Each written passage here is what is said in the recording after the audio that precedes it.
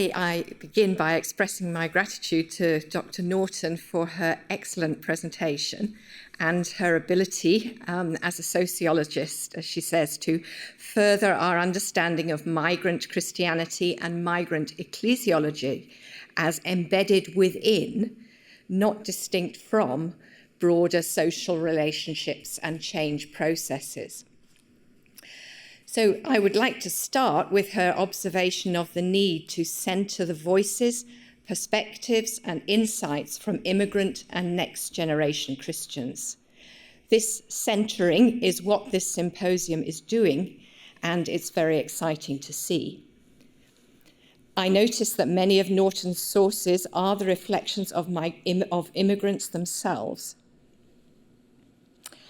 I'm also an immigrant to the US, as you can tell, a recent one from the United Kingdom, who is married to another recent immigrant, Professor Sebastian Kim, who's somewhere there. So I'm going to respond from the perspective of an outsider to the US. And also as a professor of world Christianity, I appreciate how Norton sets immigrant churches in the context of global movements and transnational relationships. And as a scholar of Korea particularly, I would like to draw out the relevance of her presentation to Korean immigrant experience insofar as I understand it. Although it was presented as an overview of the major trends and issues related to immigration and congregational life in the US, Norton brings out three important theoretical findings that I would like to interpret and amplify. The first one being the arrival of Christian migrants is changing the composition of US congregations and their membership. The addition of more Christians changes the national Christianity statistics, for a start, and reveals that, contrary to popular perception, migration to the US has more of a Christianizing effect than an Islamizing effect. A similar phenomenon is taking place in the UK, although it has taken longer to be recognized. Norton gave the example of the Catholic Church, because it is one church for all Catholics, is changed in composition by migration, although there may not be full inclusion. I love the quotation, "We are not your diversity, we are the church." However, for churches that largely exist as independent congregations, like much of the evangelical world, immigrant congregations are not perceived to be part of the same church. Churches remain segregated, except under certain conditions, or as the result of a deliberate effort to create multicultural congregations. So national statistics and local church realities can give very different impressions of the composition and nature of the US churches. Secondly, transnational religious faith and institutions contribute to immigrant resilience and also give immigrants a global outlook. So to this second point, as Sebastian and I discovered in our research for a history of Korean Christianity, in the huge exodus from Korea from the late 19th century to the late 20th century, Protestant churches played the role of social centres for the diaspora community. Even the non-Christian migrants were included.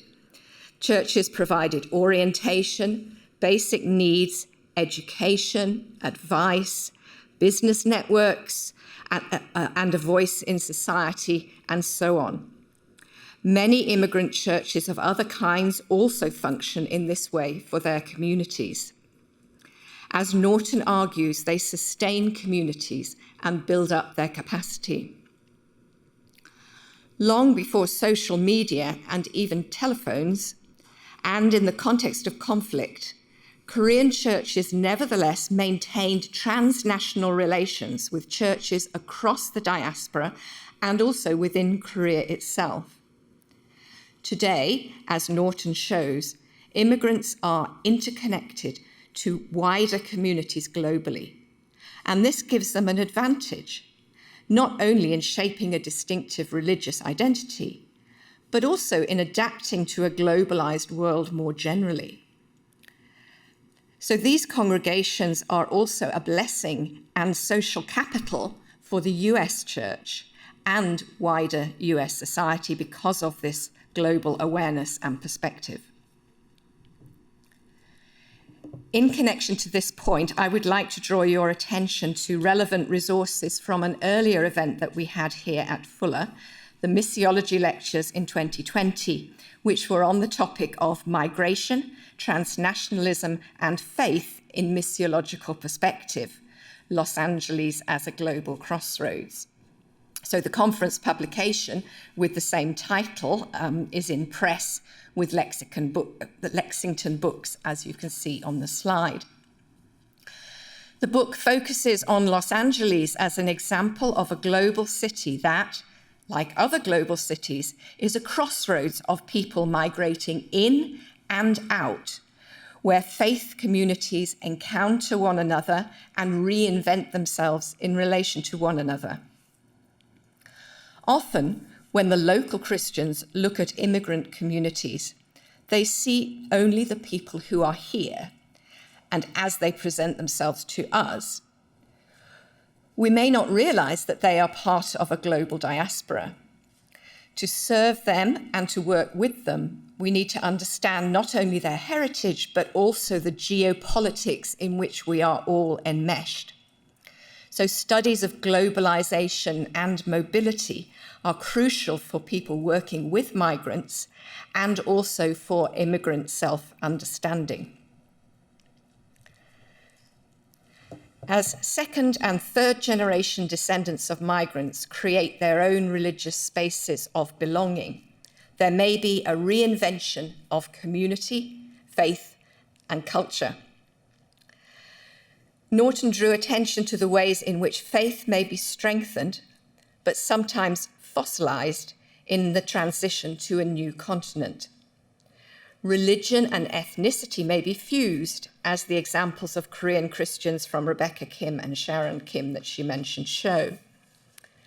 However, as generations assimilate, so often their religious expressions do adapt, and Christianity is reinvented for a new context. Furthermore, there are increasing examples of immigrant churches that are open to wider communities and even evangelizing US society and people more, and secular society. Some examples are the Pan-Asian churches led by second or third generation Koreans, which have been mentioned. As Norton concludes, churches are always moving and changing, and since the New Testament, they always have been. In this respect, church planting is a misnomer because churches don't stay where they are planted. It's the wrong image, and they develop in unpredictable ways, and they move.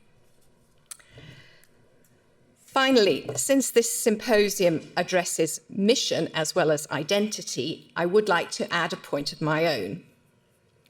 When we lived in South Korea in the late 1980s and the early 1990s, international mission leaders were mobilizing Korean churches to participate in world mission.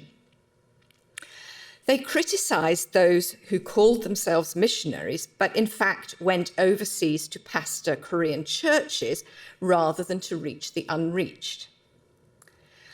What I think they failed to understand was that, first, the Korean diaspora churches were and are the basis for outreach to wider society, as was the Jewish diaspora in the time of the Apostle Paul.